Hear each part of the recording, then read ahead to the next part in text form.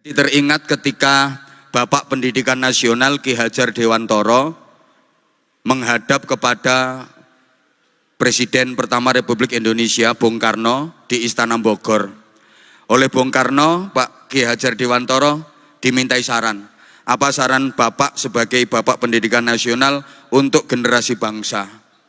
Maka Ki Hajar Dewantoro yang punya jargon luar biasa, ing ngarso sung tulodo, ing madya mangun karso dan tutwuri handayani, sing ngentut mburi ngarep sing diarani.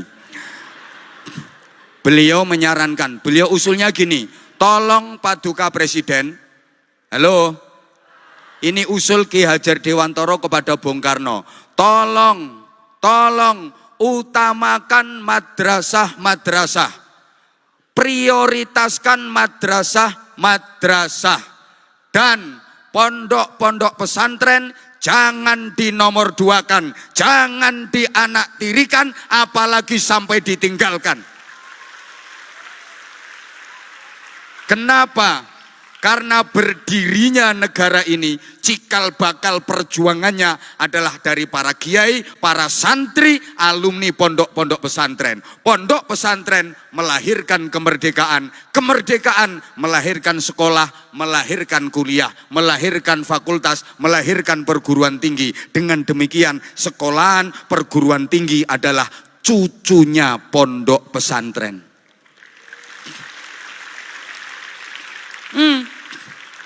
Pahlawan-pahlawan nasional banyak yang kiai. Tolong perhatikan. Coba, itu banyak kiai pahlawan-pahlawan nasional. Ada Kiai Mojo, alim, santrinya banyak. Ada Kiai Imam Bonjol, ada Kiai Sultan Hasanuddin, ada Kiai Sultan Agung, ada Kiai Sentot Ali Basya Prawirodirjo, ada Kiai Pangeran Diponegoro. Pangeran Diponegoro itu kiai alim, nama beliau Abdul Hamid. Beliau hamilul Quran, hafal Quran, menguasai qiraah sab'ah. Ada Kiai Tengku Umar, itu pahlawan bersama istrinya, namanya Bunyai Cut Nyakdin. Satu lagi Bunyai Cut Mutiah. Yang belum Bunyai itu Cut Tari, Cut Keke, Cut Meriska. Itu masih belum Bunyai. Sampai pada masa pergerakan. Coba, resolusi jihad yang difatwakan oleh Hadratus Syekh Mbah Hasyim Asy'ari dahsyat. Para kiai dan para santri secara heroik berperang melawan penjajah, merebut kemerdekaan. Komandannya para kiai, komandan Hizbullah, komandan Sabilillah. Ada Mbah Kiai Haji Abbas Buntet, ada Mbah Kiai Wahab Hasbullah Jombang, ada Mbah Kiai Haji Maskur. Halo? Halo? Maka pantas kalau diperingati sebagai hari santri. Saya pernah ditanya, kenapa kok hari santri kok bukan hari kiai? Dijelaskan, disebut hari santri bukan hari kiai sebab kalau kiai pasti santri, tapi kalau santri belum tentu bisa jadi kiai. Kalau mumpuni handayakti tadi, ning sekarat.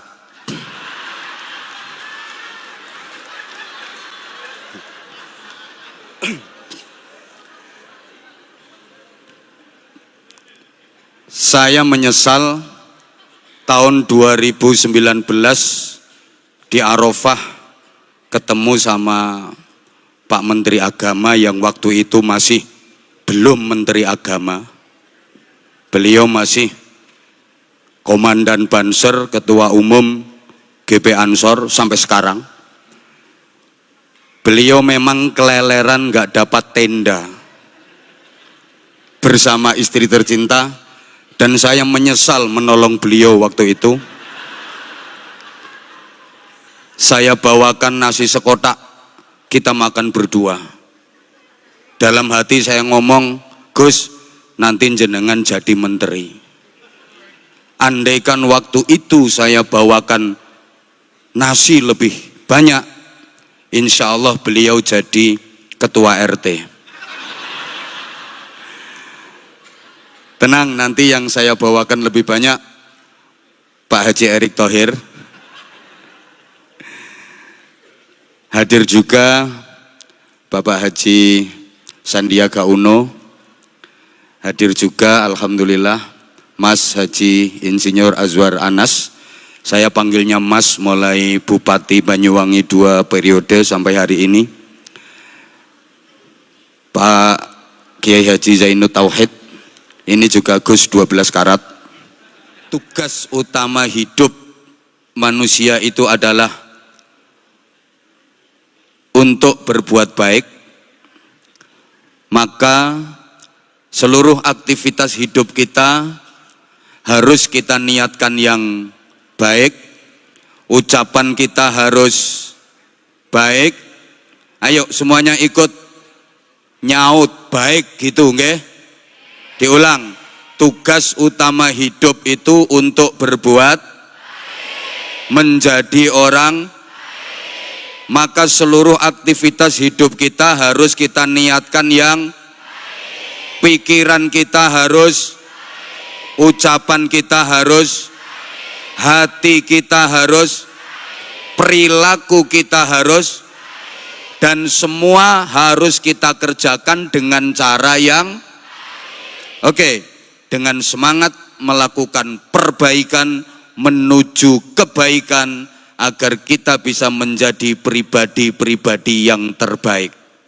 Kalian, para santri, harus bisa menjadi generasi yang pelopor, bukan pengekor, yang pengais, bukan pengemis, yang perintis, bukan pewaris, yang penggerak, bukan penggertak, yang punya karakter, bukan yang karaten, yang luar biasa, bukan yang biasa di luar, yang terpelajar, bukan yang kurang ajar, yang beradab, bukan yang biadab, yang qori, bukan yang korak, yang ahli zikir, bukan yang suka kentir, yang ahli Al-Quran, bukan yang tukang pacaran.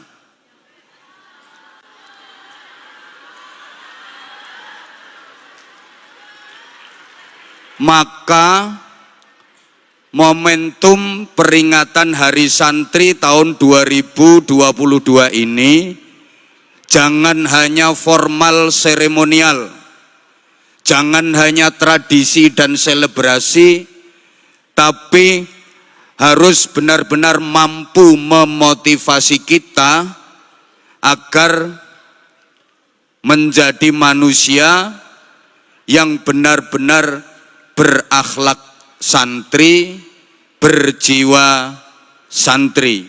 Allahumma sholli ala Muhammad. Adik-adik, maaf yang di atas panggung, saya sekarang sasarannya ke sebelah sini saja.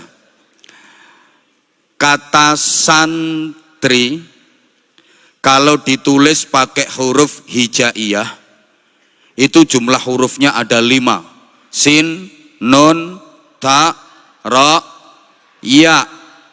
Masing-masing punya arti kalau ditinjau dari disiplin ilmu taktik, artinya ilmu otak-atik.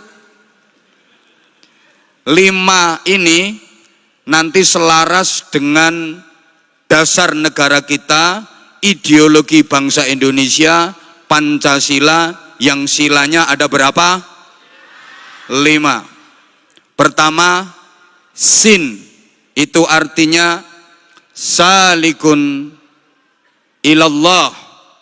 Santri adalah orang yang menempuh jalan kehidupan menuju ridha Allah, fokus pada nilai-nilai spiritual. Ini selaras dengan sila pertama Pancasila, ketuhanan yang Maha Esa. Kalau dihubungkan ke ayat Qur'annya, qul huwallahu ahad. Yang kedua, nun, artinya naibun anil ulama. Santri harus sanggup menjadi pengganti, penerus perjuangan para ulama, manusia-manusia yang tinggi ilmunya, kuat imannya, mulia akhlaknya. Ini selaras dengan sila kedua Pancasila, kemanusiaan yang adil dan beradab. Ayat Qur'annya, innallaha ya'muru bil adli wal ihsan. Yang ketiga, tarikul adawah wal iftirak, meninggalkan permusuhan dan perpecahan, berarti menjunjung tinggi ukhuwah wattihadul ummah, persaudaraan dan persatuan umat. Ini senada dengan sila ketiga Pancasila, persatuan, semangat dong, persatuan Indonesia. Ayat Qur'annya, wa'tasimu bihablillahi jami'an wa la tafarraqu. Yang keempat, raghibun fil khairat wal hikam, cinta berbagai macam kebaikan dan kebijaksanaan. Kebaikan dan kebijaksanaan bisa didapat melalui musyawarah. Ini cocok dengan sila keempat, kerakyatan yang dipimpin oleh hikmat kebijaksanaan dalam permusyawaratan perwakilan. Ayat Qur'annya, wasyawirhum fil amr wa amruhum syura bainahum. Yang kelima, yakin birahmatillah wa syafaati rasulih, yakin mendapatkan rahmat kasih sayang Allah, yakin mendapatkan syafaat Rasulullah. Dengan keyakinan itu pasti akan terwujud keadilan sosial bagi seluruh rakyat Indonesia. Ini ayat Qur'annya, wa ma arsalnaka illa rahmatan lil alamin. Kemudian adik-adik santri, kata santri kalau ditulis pakai huruf abjad A B C D E, S A N T R dan I. S sanggup, A amanah, N neruskan, T tuntunan, R rasul, I ilahi. Santri harus sanggup, amanah, neruskan tuntunan rasul ilahi. Santri terdiri dari dua suku kata, san dan, kurang semangat yang sebelah sini, san dan, oke, san itu diambil dari bahasa Arab ihsan, artinya kebaikan. Sedangkan tri adalah bahasa Sansekerta, artinya tiga. Maka santri adalah pribadi yang mempunyai tiga kebaikan secara terpadu. Berakhlak baik kepada Allah, berakhlak baik kepada sesama manusia, dan berakhlak baik kepada alam semesta. Adik-adik tolong diperhatikan. Ihsan bahasa Arab itu simbol agama, tri bahasa Sansekerta simbol budaya. Maka santri itu ngerti ini agama, ini budaya, tahu ini syariat, ini adat, faham ini islami, ini tradisi, tidak dipercekcokkan, tidak dipertengkarkan, tapi dipadukan. Sehingga santri harus bisa mengislamkan budaya dan membudayakan Islam. Harus bisa mengislamkan masyarakat dan memasyarakatkan Islam. Allahumma sholli ala Muhammad. Allahumma sholli ala Muhammad. Nah, modalnya adik-adik harus bisa memadukan dua hal. Kalau meminjam istilah dalam surah Al-Alaq, allama bil qalam, allamal insana malam, kurang semangat, allama bil qalam, allamal insana malam. Allama bil qalam, ini Allah mengajar pakai pulpen, teaching by using pen. Iki aku juga ngerti artinya. Sistem pengajaran yang menghasilkan orang-orang pinter. Halo. Ini allama bil qalam, menghasilkan orang-orang pinter. Kemudian allamal insana malam ya'lam, ini sistem pengajaran yang tidak rasional dan tidak bisa dinalar, melahirkan orang-orang benar. Dua metode ini nggak boleh dipisah. Makanya kalau dalam tata bahasa Arab tidak memakai huruf atof, nggak pakai wawu, nggak pakai summa. Kan ayatnya bukan allama bil qalam wa allamal insana ma lam ya'lam, ndak. Allama bil qalam summa allamal insana ma lam ya'lam, ndak. Tapi langsung allama bil qalam allamal insana ma lam ya'lam. Ini kalau dalam ilmu balaghah disebut kamalul ittisal. Nanti adik-adik kalau udah belajar ilmu balaghah pasti paham. Maknane dua-duanya harus menyatu, nggak boleh dipisah. Santri itu harus pinter, harus bener, harus kurang semangat. Harus pinter, harus bener, harus. Karena pinter kalau nggak bener, keblinger dan berpotensi ngerusak. Bener kalau nggak pinter, menjengkelkan. Bahasa Inggrisnya the nganyelke. Bener kalau nggak pinter itu menjengkelkan. Wong ditanya baik-baik, Mas dari mana? Dari belakang. Mau kemana? Mau ke depan. Bener apa salah? Bener, tapi menjengkelkan. Rumahnya mana Mbak? Indonesia. Rumahnya mana? Cilacap. Bener apa bener? Woi, Allah ya Karim. Gini ya, bener kalau nggak pinter itu menjengkelkan.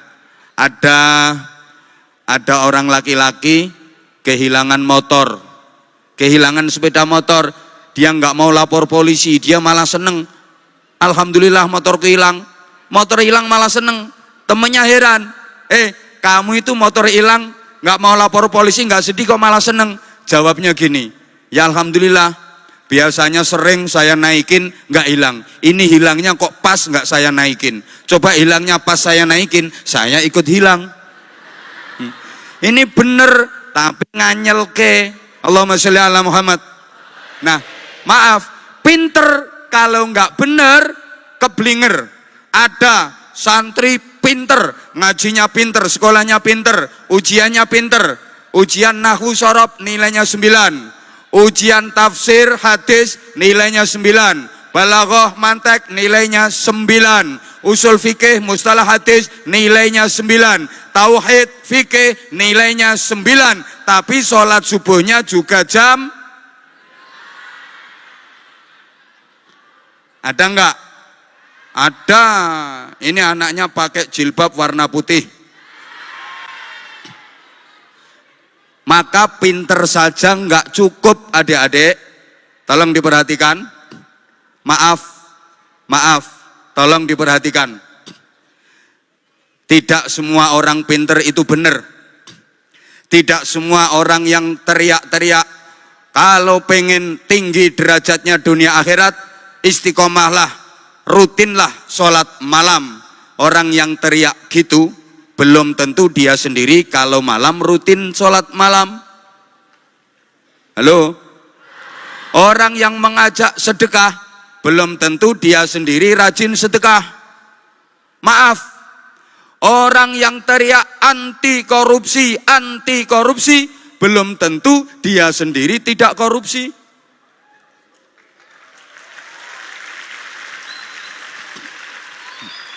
Tapi orangnya nggak hadir di sini. Ada, awalnya kenceng banget anti korupsi. Ternyata dia teriak kayak gitu karena bicaranya belum fasih. Waktu itu belum dapat kedudukan. Begitu sudah dapat kedudukan, ngomongnya jadi fasih. Dulunya anti korupsi, begitu dapat jabatan, teriaknya jadi antri korupsi.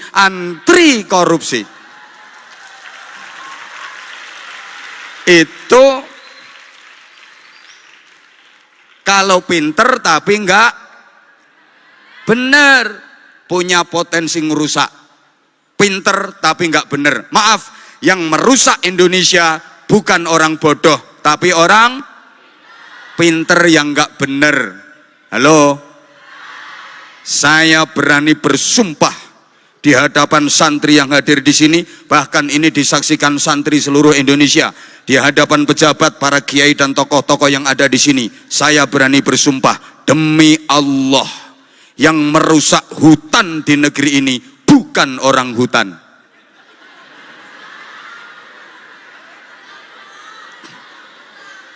Sing rusak alas kuwi dudu kethek. Tapi orang-orang pinter yang akhlaknya lebih rusak daripada ngomong keteknya kok sambil ngelihat saya. Berarti yang diomongin mumpuni tadi bener ya? Matur suwun, Nduk. Koyok kayun rupamu ae.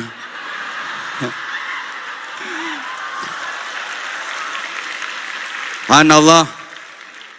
Ini si mumpuni secara jujur dia mengakui memang dia pinter. Materi-materi ceramahnya itu banyak yang nyadur ceramah saya. Ayo nek gak ngaku. Jadi sampai dia dapat juara di apa itu? Aksi Indosiar, itu tak perhatiin terus. Wah, anak ini ceramahnya nyontoh aku cuma diolah pakai bahasa ngapak. Tapi keren, keren. Aku ridho. Lebih bagus kayak gitu. Jadi materi-materi ceramahnya mumpuni itu banyak yang jiplak materi saya. Iya apa enggak? Ayo ngomong enggak. Tapi diolah sama dia. Jujur seneng aku. Daripada ada orang pakai ceramah saya tapi gak ngaku. Keren Dok, gentle, apik ngono iku.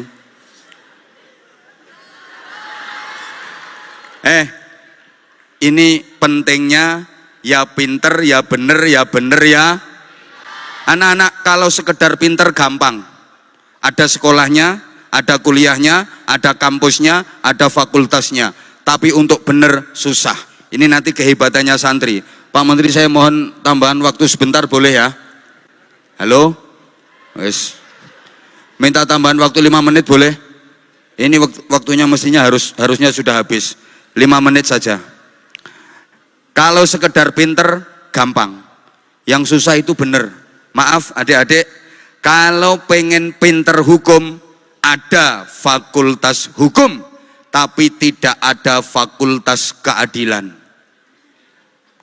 Sehingga jangan heran ada pakar hukum, ahli hukum, akhirnya punya masalah hukum, jual beli hukum, bahkan kadang jadi maklar hukum, berurusan dengan hukum, wa akhiru da'wahum, masuk hukuman.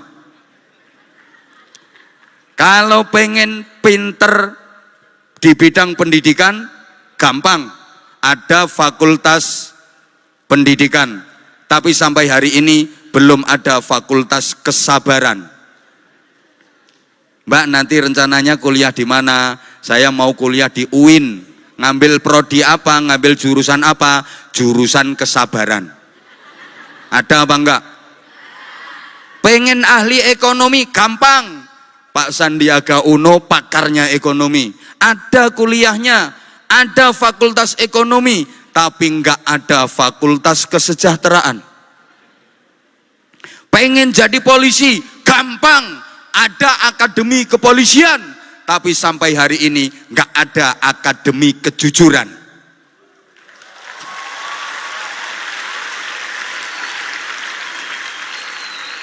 Kalau pengen jadi ahli dakwah, pengen pinter dakwah, gampang.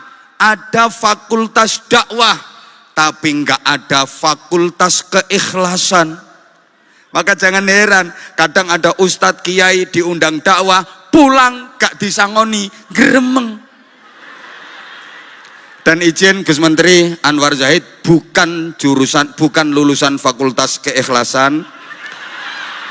Jadi mohon jangan diuji keikhlasan saya. Sampai hari ini saya belum pernah diwisuda dari fakultas keikhlasan. Kiai dulu, kiai sepuh dulu, termasuk abahnya Gus Menteri, mbahnya Gus Menteri, idola saya di bidang ceramah, singa podium, tapi tiba putune pinter aku ceramahnya.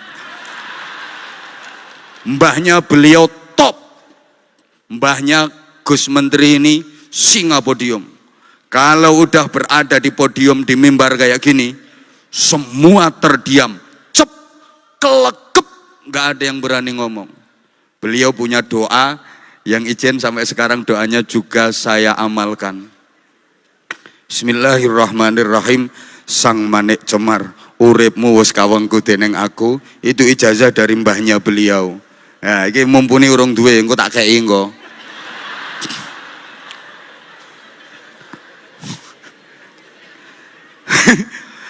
Kiai-kiai sepuh dulu, termasuk mbahnya Gus Menteri, nggak ada yang punya gelar akademis, apalagi titel sampai renteng-renteng lebih panjang daripada namanya. Sekarang kan banyak gelar akademis yang lebih panjang daripada namanya.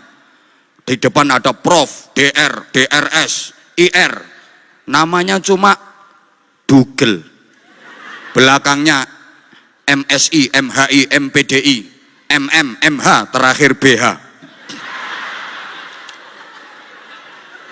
Tapi nilai kemanfaatan dan keberkahannya, mohon maaf, kiai sepuh dulu nggak ada yang punya gelar akademis, tapi sukses mengantar santri-santrinya menjadi tokoh-tokoh besar, menjadi orang-orang hebat.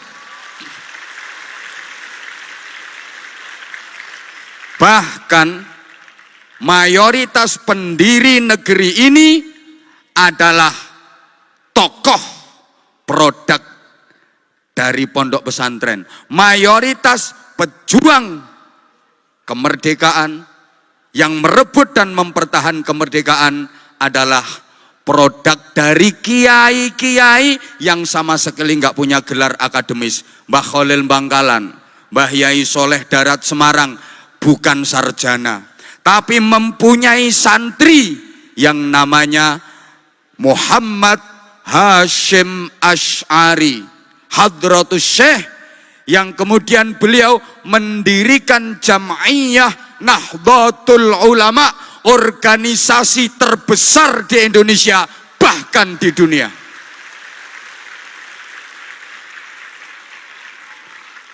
Nggak punya gelar akademis. Maaf. Bahkan ya layak sekali dihargai sebagai hari santri. Kenapa?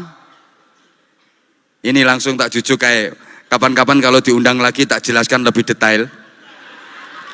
Saya jadi teringat ketika Bapak Pendidikan Nasional Ki Hajar Dewantoro menghadap kepada Presiden pertama Republik Indonesia Bung Karno di Istana Bogor. Oleh Bung Karno, Pak Ki Hajar Dewantoro dimintai saran. Apa saran Bapak sebagai Bapak Pendidikan Nasional untuk generasi bangsa? Maka Ki Hajar Dewantoro yang punya jargon luar biasa, ing ngarso sung tulodo, ing madya mangun karso dan tutwuri handayani, sing ngentut mburi ngarep sing diarani. Beliau menyarankan, beliau usulnya gini, tolong Paduka Presiden, halo, ini usul Ki Hajar Dewantoro kepada Bung Karno, tolong utamakan madrasah, prioritaskan madrasah, dan pondok-pondok pesantren jangan dinomorduakan, jangan dianaktirikan, apalagi sampai ditinggalkan. Kenapa? Karena berdirinya negara ini, cikal bakal perjuangannya adalah dari para kiai, para santri, alumni pondok-pondok pesantren. Pondok pesantren melahirkan kemerdekaan, kemerdekaan melahirkan sekolah, melahirkan kuliah, melahirkan fakultas, melahirkan perguruan tinggi. Dengan demikian, sekolahan perguruan tinggi adalah cucunya pondok pesantren.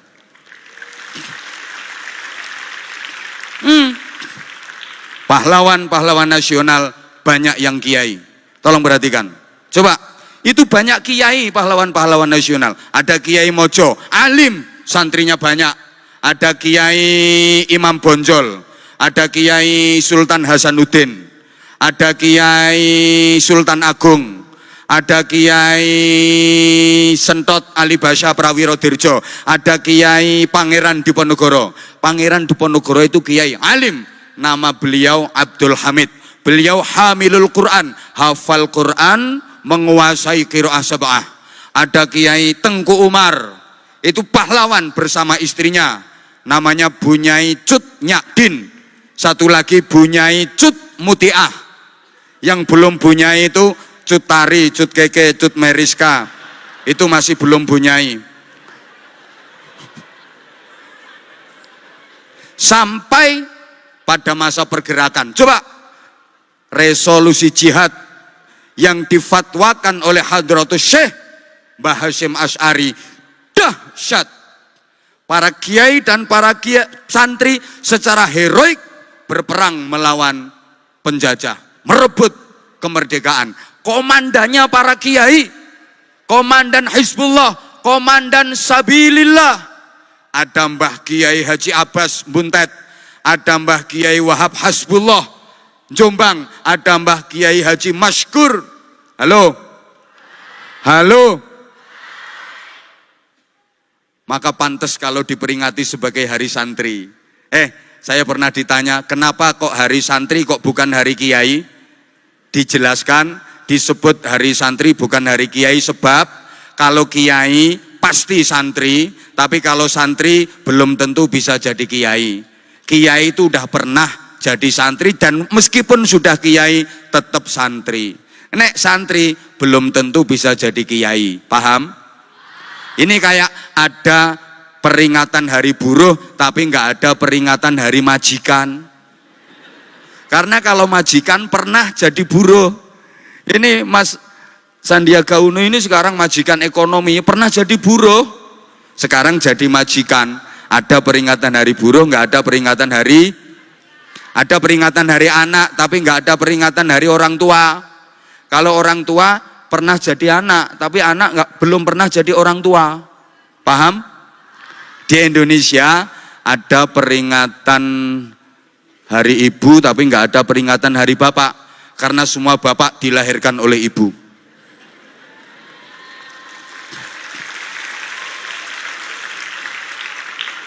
Dan semua ibu tidak dilahirkan oleh bapak.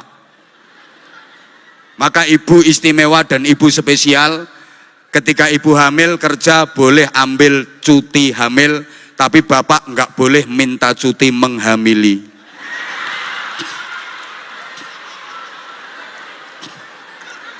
Memang wanita itu engko nang njaluk cuti menghamili.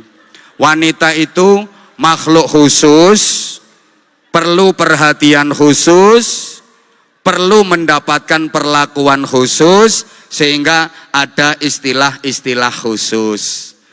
Sampai dalam Al-Quran saja ada satu surat khusus An-Nisa, artinya wanita, nggak ada surat Ar-Rijal. Wanita itu makhluk khusus, ada gedung wanita, ada menteri peranan wanita, ada dharma wanita, dharma pria gak payu, ada polisi wanita, dulu ada menteri peranan wanita. Sampai ngaji fikih belum tuntas kalau nggak ngaji fikhun nisa, fikih wanita, fikih pria gak tahu dibahas. Sampai ada darah wanita, pembalut wanita, nggak ada pembalut pria.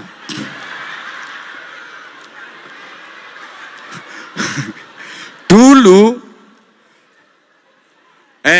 setelah pejuang itu sampai mau merumuskan negara, ini terakhir, mau menentukan bentuk negara, ini ada yang usul. Karena Indonesia ini mayoritas beragama Islam, maka negara harus berbentuk negara Islam, harus didirikan negara Islam. Mbah Hasyim Asy'ari enggak setuju, Mbah Wahab Hasbullah enggak setuju. Mereka yang pengen membentuk negara Islam mengeluarkan dalil, ya ayyuhalladzina amanu dukhulu fis-silmi kafah. Hai orang-orang yang beriman, masuklah kalian ke dalam Islam secara totalitas, universal, menyeluruh. Kata Mbah Wahab, ayat itu bukan untuk membangun negara. Ayat itu gak gawe bentuk negara. Itu ayat individual. Masing-masing umat, masing-masing orang wajib berislam secara kafah. Jadi maaf, para kiai walaupun ketoke sarungan, teklean, klumbrak-klumbruk, tapi wawasan berfikirnya mampu mengalahkan ratusan profesor.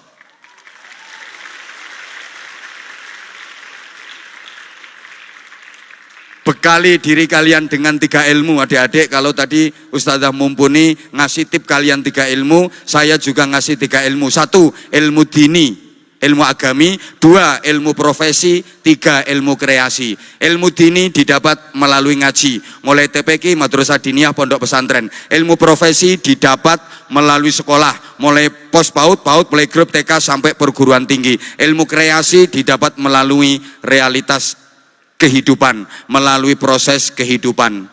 Dengan ilmu dini manusia jadi takwa, dengan ilmu profesi manusia jadi cerdas, dengan ilmu kreasi manusia jadi terampil. Ilmu dini menghidupkan hati, ilmu profesi mencerdaskan otak, ilmu kreasi memproduktifkan otot. Ilmu dini mensensitifkan hati sehingga jadi ahli zikir. Ilmu profesi mencerdaskan otak sehingga jadi ahli fikir. Ilmu kreasi memproduktifkan otot sehingga jadi ikhtiar. Ahli zikir, ahli fikir, ahli ikhtiar. Takwa, cerdas, terampil, sensitif, kreatif, produktif, imajinatif, inspiratif, inovatif. Ahli zikir, pinter mikir, gelem nyopir, duwe musuh wani melintir. Mampu menghadapi masalah moralitas, kreativitas, dan kriminalitas. Qalbiyah, akliyah, jasadiyah. Ini santri kalau bisa seperti itu, benar-benar santri yang berdaya. Dan siapapun yang melihatnya dibikin tak berdaya.